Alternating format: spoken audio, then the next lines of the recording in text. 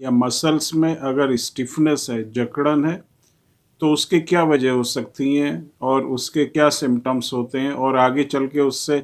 क्या कॉम्प्लिकेशंस हो सकती हैं, इस सब के बारे में आज इस वीडियो में डिस्कस करेंगे। मांसपेशी में अक्सर जो है जकड़न हो जाती है या खिंचाव हो जाता है या स्टिफनेस हो जाती है या एक तरह से मांसपेशी हमारी हार्ड हो जाती हैं, क्योंकि जो मसल्स होती हैं उनमें कॉन्ट्रैक्शन और एक्सपेंशन होता है। कॉन्ट्रैक्शन मतलब जो हमारी मांसपेशी होती हैं वो सिकुड़ भी सकती हैं और वो एक्सपेंड जो है वो खुल भी सकती हैं, जिससे हमारी बॉडी के अंदर मूवमेंट होती है। अगर ये कॉन्ट्रैक्शन और एक्सपेंशन की जो प्रोसेस है हमारी मसल्स में प्रॉपर होगी, तो हमारी जो बॉडी की मूवमेंट होती है वो प्रॉपर होगी। हम अच्छी तरह से अपना जो भी काम होता है वो उसको आराम से करेंगे और उसमें किसी तरह की प्रॉब्लम नहीं होगी, क्योंकि मसल्स को बनाने के लिए प्रोटीन्स की ज़रूरत होती है और इन प्रोटीन की अगर फंक्शनिंग प्रॉपर होगी, इसका जो बॉडी के अंदर जो भी सिंथेसाइज होगा वो सही होगा, तो हमारी मसल्स भी स्ट्रांग रहेंगी, हेल्दी रहेंगी, तो उनमें किसी तरह की कोई भी प्रॉब्लम जो है हमारे मसल्स में नहीं होगी। मूवमेंट भी अच्छी तरह से हम कर सकते हैं। लेकिन कभी कभी क्या होता है कि हमारी जो मांसपेशी होती हैं, मसल्स होती हैं, वो हार्ड होने लगती हैं,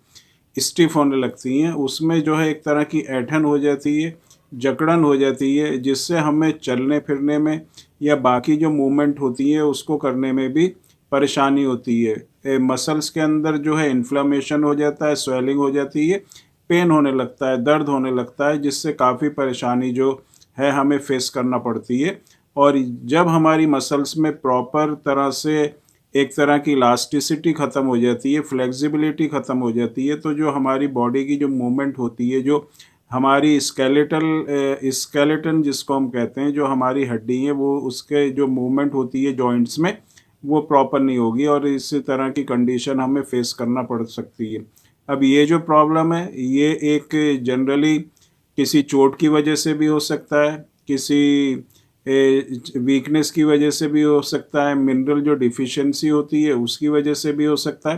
क्रॉनिक डिजीज़ लंबे टाइम तक अगर जिनको कोई परेशानी होती है, प्रॉब्लम रहती है, जैसे डायबिटीज़ या दूसरी प्रॉब्लम है, टाइफाइड है, तो उससे भी इस तरह की प्रॉब्लम हो जाती है। और ये जो है इस तरह अगर इसके जो कॉज हैं, ये जो मैंने बताए,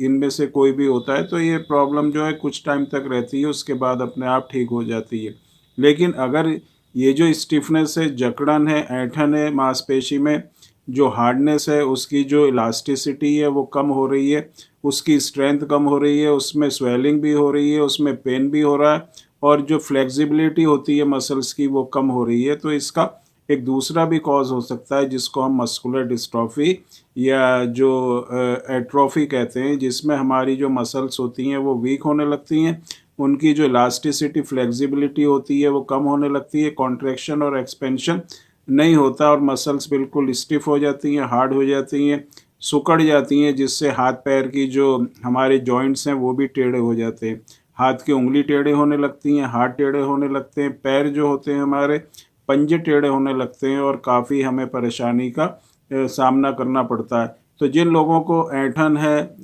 जिन लोगों को जकड़न है, स्टिफनेस है मसल्स में, तो उसका कॉज हमें पता होना चाहिए कि इसके पीछे क्या कॉज है, किस वजह से है। इसमें एक कोई माइनर कॉज भी हो सकता है, उसके साथ कोई गंभीर समस्या भी हो सकती है, जैसे मैंने अभी बताया मस्कुलर डिस्ट्रॉफी। अगर लंबे टाइम तक आपको प्रॉब्लम रहती है, स्टिफनेस रहती है, तो इसमें जो दूसरी प्रॉब्लम है, जो एट्रोफी होती है, उस वजह से भी ये प्रॉब्लम हो सकती है। तो इसको डायग्नोस करना प्रॉपर टाइम में और उसका ट्रीटमेंट करना जो है बहुत ही ज़रूरी होता है, जिससे आगे किसी भी तरह की कॉम्प्लिकेशन से हम अपने आप को बचा सकें और अपनी मसल्स को स्ट्रॉन्ग और हेल्थी